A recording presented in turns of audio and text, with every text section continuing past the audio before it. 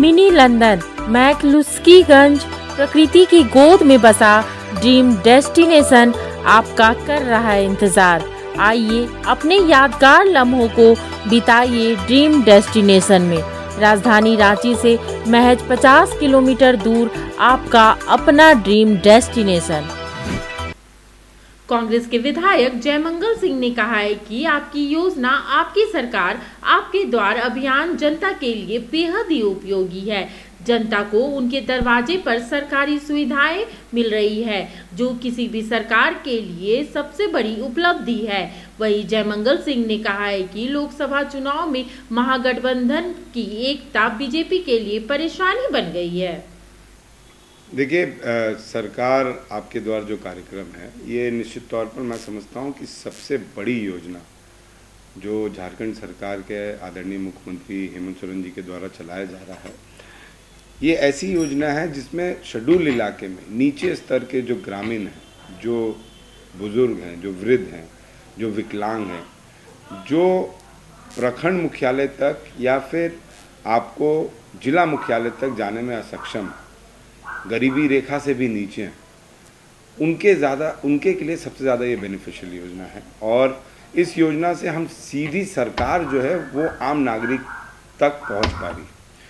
एक तरीके से आप ये समझ जाइए कि जब हम वोट मांगने जाते हैं तो दरवाजे दरवाजे जाके वोट मांगते हैं, और आज तक ऐसी कोई सरकार नहीं आई होगी जिसने दरवाजे दरवाजे जाकर काम करने का प्रयास किया।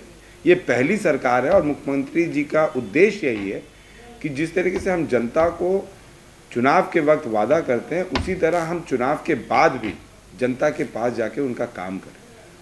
और निश्चित तौर पर सरकार आपकी द्वार की जो योजना है वो वापस से शुरू हुई है, और मैं समझता हूँ कि पहले भी जब ये योजना आई थी तब इसका बेनिफिट बहुत लोगों को मिला था, इसका फ़ायदा बहुत लोगों तक पहुँचा था, और इस बार भी इसका फ़ायदा बहुत लोगों तक पहुँचेगा। मैं समझता हूँ इससे ज़्यादा लाभकारी योजना अभी तक झारखंड में नहीं है। ये लोकसभा चुनाव को लेकर कांग्रेस क्या सोच रही है? आप लोग से बात नहीं हुई? देखिए, ये तो इंडिया गठबंधन का बात है और इंडिया गठबंधन इंटैक्ट है, और मैं समझता हूँ कि जब चुनाव आएगा तो इसका रिजल्ट भी आपको दिखेगा। जिस तरीके से सभी लोग एक प्लेटफॉर्म पे आके हिंदुस्तान को बचाने की मुहिम चला रहे हैं, धर्म जाति से ऊपर उठकर हिंदुस्तान को एक महान देश बनाने के लिए एक महागठबंधन तैयार किया गया है, उसी तरह मैं समझता हूँ कि महागठबंधन में जब इतनी पार्टियों का विलय होता है, जब मिल के लड़ते हैं, तो कहीं ना कुछ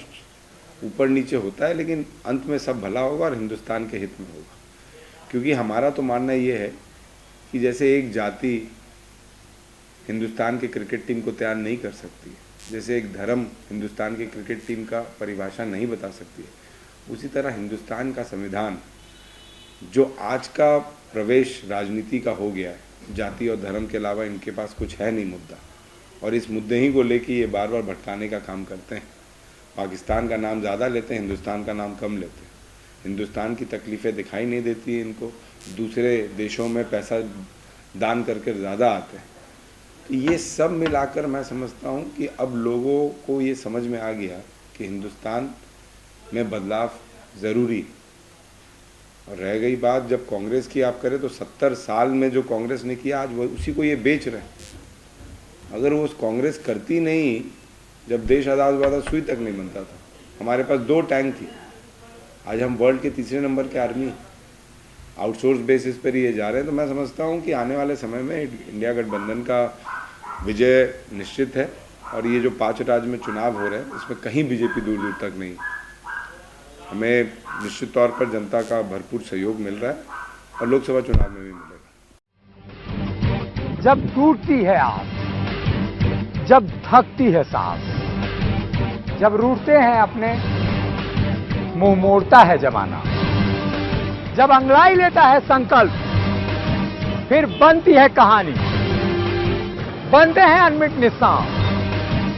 देखिए मेरे साथ संघर्ष की दास्तां।